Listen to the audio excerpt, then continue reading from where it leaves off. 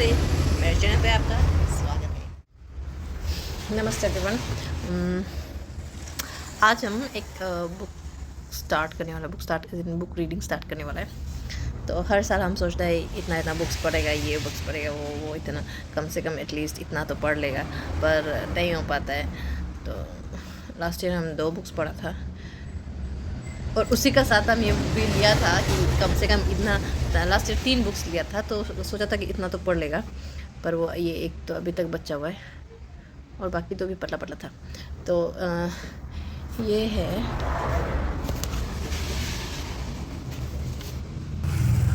A man's search for meaning, Victor E Frankl, the classic tribute to hope from the Holocaust.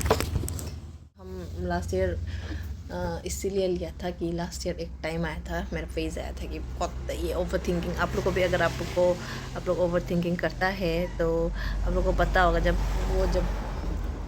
जब over thinking जो बहुत toxic होता है खुद के लिए, कि क्या सोचते, कुछ होगा नहीं, वो रिलेवेंट नहीं है, मतलब उसका कुछ वो ही नहीं है, कुछ हाथ पाँव नहीं है, फिर भी आप ये चीज़ को इतना ऐसे सोच के, तो खुद का अंदर भी बहुत नेगेटिविटी आ जाता है। फिर दूसरे के लिए भी नेगेटिव सोचता नहीं, लेकिन दूसरा लोग भी ऐसे सोचता होगा, दूसरा का परसेप्शन खुद के लिए भी नेगेटिव होता है, ऐसे बहुत कुछ नेगेटिव आ जाता है। तो तब हमको वो चीज़ से बाहर निकलना था, तब हम ये 3 बुक्स लिया था, हमको याद भी नहीं। एक था not everything you think is true, ऐसा कुछ एक भी है, वो बहुत अच्छा था, वो ओवर थिंकिंग के लिए बहुत अच्छा था, बहुत अच्छा था, थोड़ा सा हेल्प मिला है। बुक्स पढ़ के ऐसे ही होता है, जब कभी आप बहुत लो भी फील, ऐसे नहीं होता है कि ये नहीं कि एक दिन आज लो फील कर लिया, वो बोल के नहीं। कभी कभी ऐसा होता है ना, हमारे लाइफ में बहुत अप्स एंड डाउन आता है, फिर अप्स एंड डाउन नहीं होने से भी ऐसे इमोशनली अप एंड डाउन बहुत होता है। तो कभी कभी फेज़ होता है, कभी दुखी का फेज़ चल रहा है, कभी अच्छा फेज़। तो वही है कि खुद को डिस्ट्रैक्शन के लिए भी बहुत अच्छा है रीडिंग करना, और या फिर खुद को अपलिफ्ट करना हो, वो बहुत कुछ है। जो फर्स्ट बुक हम पढ़ा था, जो हमको बहुत अच्छा लगा था, वो था एक, हम लोग को कॉलेज में फादर ने रिकमेंड किया था कि सब लोग को ये बुक पढ़ो बोल के, क्या था, सेल्फ हेल्प बुक था, who will cry when you die. तो हाँ, कॉलेज ख़त्म होने के बाद भी तो एक होता है ना कि एम्प्लॉयमेंट फेज आता है, या फिर उसमें एक होता है ना स्टडीज़ ख़त्म होने का, तभी हम क्या करेंगे लोग के साथ। तो वही, तब भी मेरा थोड़ा ऐसे ही, हम मेंटली थोड़ा वो हो गया था, डाउन था, तो हम वो सॉरी, वो फर्स्ट बुक था, वो पढ़ के हमको अच्छा, फिर वो थोड़ा अच्छा लगा, तो वो अच्छा लगा, सेल्फ हेल्प था, तो थोड़ा सा तो वापस किया। फिर उसके बाद वो जो हमको इंस्पायर किया कि पढ़ने के लिए, वो बुक। तो उसके बाद नेक्स्ट हम पढ़ा था द अल्केमिस्ट। वो तो वन ऑफ माई फेवरेट्स। आप लोग को भी पता नहीं, सबका अलग अलग टेस्ट होता है, लेकिन आप उसका समरी पढ़ के देखो, अगर आपको थोड़ा भी लगता है कि आपको वो अच्छा लगेगा तो ज़रूर पढ़ना, बहुत अच्छा है वो ना। उसके बाद एंड देन क्लासिक्स में, रोमांस में सबसे फेवरेट मेरा है जेन आयर, पता नहीं जेन आयर बोलते हैं ना, क्या बोलते हैं पता नहीं, आयर जो भी है वो है JANEEYRE। तो वो भी हमको अच्छा लगा था। उसके बाद ऐसे बहुत कुछ है, तो हाँ, कुछ तो overall reading is a good, very very good habit. तो it teaches a lot of things to us, it helps us in many ways. आपको लगेगा नहीं कि हाँ ये बुक ही तो है, बुक पढ़ के कौन सा ना क्या हो जाएगा, ऐसे नहीं बोल रहे कि आप ये बुक पढ़ के लाइक आपका पर्सनैलिटी डिफरेंट हो जाएगा, या फिर कि कंप्लीट चेंज आ जाएगा, वो नहीं, लेकिन इट हेल्प्स इमोशनली, उसके बाद मेंटली, जो भी अलग अलग जोनरा होता है, तो आप कुछ भी ले लो। उसके बाद ये सब बुक्स पढ़ के ऐसा लगता है कि इंसान का दिमाग इतना चल सकता है। हम कभी कभी सोचते, जो कुछ सस्पेंस या फिर थ्रिलर होता है ना, तो क्या पढ़ा था एक बार, 10th कमांडमेंट। हम इतना सस्पेंस तो पढ़ता नहीं है, फिर भी जो भी है तो वो सब पढ़ के एक पढ़ा, वो था। और कुछ भी पॉलो कोलो का भी बुक्स सब है, मेरा प्रोनाउंसिएशन गलत भी हो सकता है, तो सॉरी फॉर दैट। तो वो सब उनका बुक्स भी ऐसा है कि कैसे इतना सोच लेता है ना, तो it makes me wonder, like उनका दिमाग कैसे चलता होगा, वो नॉर्मल ह्यूमन बींग्स है या सम ईटी। तो इट्स वेरी ओवरवेलमिंग समटाइम्स कि कैसे, मतलब हम तो सोच ही नहीं सकते ये सब। और हम तो छोड़ो ना, हम सोच ही नहीं सकता कि नॉर्मल पीपल कोई भी हमारे मेरे आसपास वाला कोई भी ऐसे सोच। तो कुछ लोग बहुत बहुत गिफ्टेड है, या फिर वो लोग शायद कर करके उनको और आइडियाज़ आता होगा, जो भी है, पर बहुत अच्छा है। तो yes, you should go for reading. हम अभी ये पढ़ के देखते हैं। आज क्या डेट है? 7। तो स्टार्ट करेगा, लेकिन हमको बहुत टाइम लग जाता है, तो लेट्स सी कितना दिन लगेगा, उसके बाद हम आप लोग को बताएगा। और क्या एक था होगा। अभी के लिए इतना ही, मिलते हैं after the completion of this book. तो हम बेसिकली हम ये दोनों को मतलब पोस्ट तो ख़त्म करने के बाद करेगा। And my videos are very not interesting और नॉट सोफिस्टिकेटेड, और क्या बोलेगा, बहुत एमेच्योर है ना। और तो आप प्लीज़ बियर विद मी। शायद धीरे धीरे ठीक हो जाएगा, शायद नहीं होगा, जो भी है, तो आपको हम इसका बारे में बताएगा।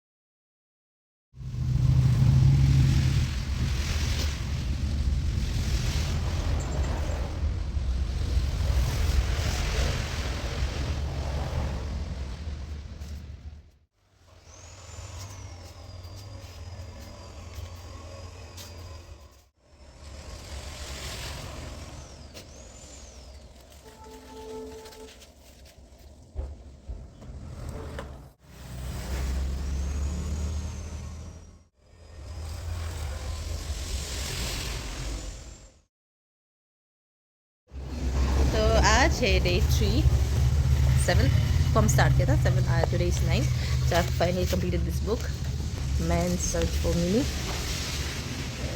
Like I said, I'll give you a brief about this book. How do I like it? हाँ, अच्छा है, मतलब मेरे हिसाब से I'll give it 6 to 7.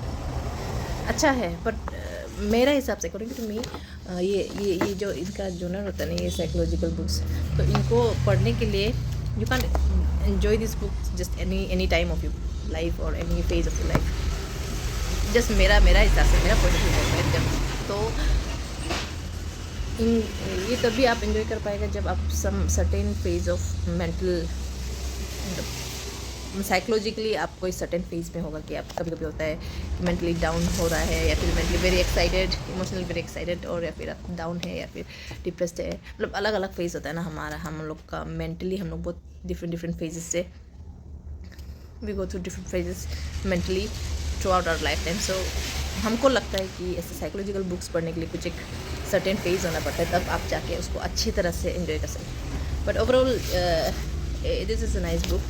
ये बेसिकली एक इंसान का ऑटोबायोग्राफी टाइप का है, नॉट एग्जैक्टली ऑटोबायोग्राफी, लेकिन थोड़ा बहुत उसका है एक्सपीरियंस कंसंट्रेशन कैंप्स में। आपको कंसंट्रेशन कैंप्स पता होगा, सुना होगा, हम भी सुना ही था, इतना आइडिया तो नहीं था, लेकिन कंसंट्रेशन कैंप्स जितना हमको पता है कि वो जब पहले जब हिटलर रूल करता था, तब वो ऐसा कंसंट्रेशन कैंप्स बहुत बनाया था, जिसमें बहुत कुछ लेवल का टॉर्चर होता था। वहाँ पे बहुत लोग को प्रिजनर बना के रखता था, फिर उन लोगों के साथ बहुत कुछ होता था। कुछ मतलब वो लोग सिलेक्शन बेसिस होता है। At first they select some of this people who can serve them, and those who they think they are not capable enough to serve them और provide any kind of service, तो उनको वो लोग लाते ही gas कर देता था, या फिर वो लोग को मार देता था। सिर्फ गैस कर देते हैं, और ऐसा वो लोग का कुछ बात भी होता है, यहाँ पे थोड़ा मेंशन किया हुआ है उस बात के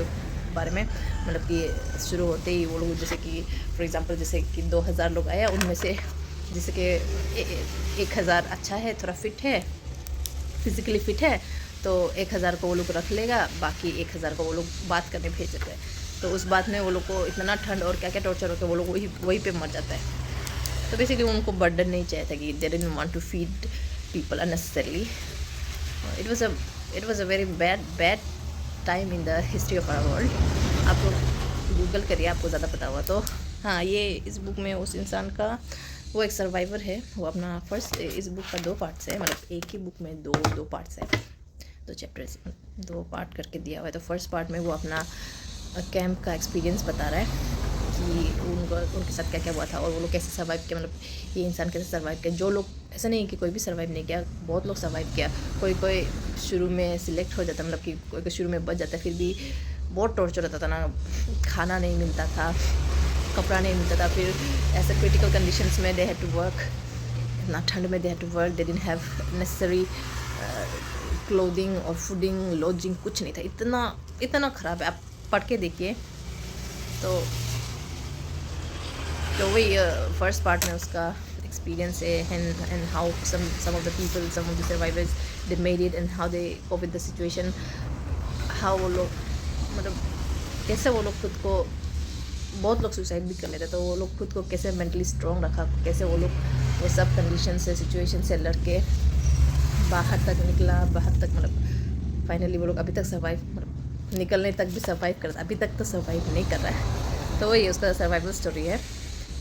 और सेकेंड पार्ट में एक है उसका लोगोथेरेपी के बारे में। लोगोथेरेपी एक स्कूल ऑफ थॉट्स है, लाइक स्कूल ऑफ क्या, मतलब साइकोलॉजी में भी बहुत अलग अलग वो होता है, क्या बोलेगा, branch, in simple words branch. तो ऐसे एक है लोगोथेरेपी। तो यहाँ पे और भी बहुत है, साइकोथेरेपी, साइको एनालिस्ट, और भी कुछ है, बहुत ऐसे टर्म्स, टेक्निकल टर्म्स। तो हाँ, तो वही, तो सेकंड पार्ट में इसका लोगोथेरेपी के बारे में है। लोगोथेरेपी में भी एक काइंड ऑफ साइकोलॉजिकल थेरेपी है, पर उसमें जैसे साइकोथेरेपी में होता है कि आपका साथ ऐसा हुआ तो आप क्यों हुआ था, किस कारण से हुआ था, उसको आप कैसे टेकल करना है वो बताता है। फिर लोगोथेरेपी जो अलग है, लोगोथेरेपी में ये लोग आगे कैसे बढ़ना है, या फिर कुछ एक पर्पस, इस सब के बारे में तो आप पढ़ के पता है। तो हाँ, psychological and spiritual, psychology and spirituality, यहाँ पे ये लिखा हुआ है, पढ़ के देखिए, अच्छा लग सकता है। लेकिन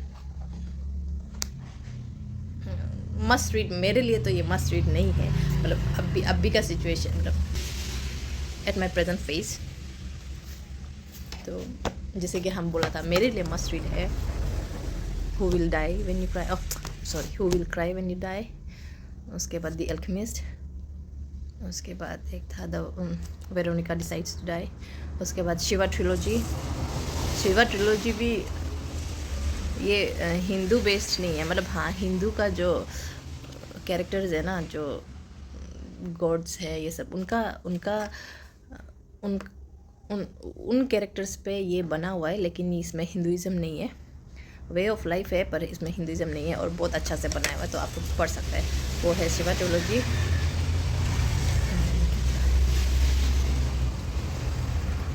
और वो रोमांस में है वुदरिंग हाइट्स। फिर जॉन एयर, उसका करेक्ट प्रोनाउंसिएशन है जॉन एयर, जो हम आप लोग को वो प्रीवियसली आपको बोला था कि जेन आयर है, वो जेन आयर नहीं है, जॉन एयर है, प्रोनाउंसिएशन में गलत हो गया। और अभी तो हमको वो याद आ रहा है, लेकिन और भी क्लासिक्स है बहुत अच्छा, और दूसरा बुक्स भी है बहुत अच्छा। तो आप लोग पढ़िए, बुक्स पढ़ना बहुत अच्छा हैबिट है, उसमें आपको बहुत डिफरेंट पर्सपेक्टिव्स मिलता है, फिर बहुत कुछ जानने को मिलता है, बहुत इन्फॉर्मेटिव है। तो बस इतना ही। It took me 3 days to complete this book. So if you guys have some recommendations for me based on what I think is must read, look, I've listed out some of the must reads for me according to me. So if you think those are what you like as well, then And if you think there might be some books that you think I might like, then I would like you to recommend me those books in comment section below.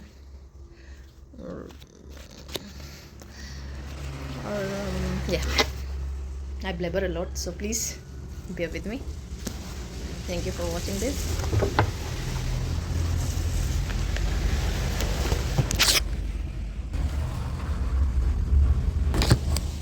आज के लिए इतना ही. Also in 3 दिनों में मतलब 7 से 9 तक मेरा पिंपल भी गायब हो गया. 7 में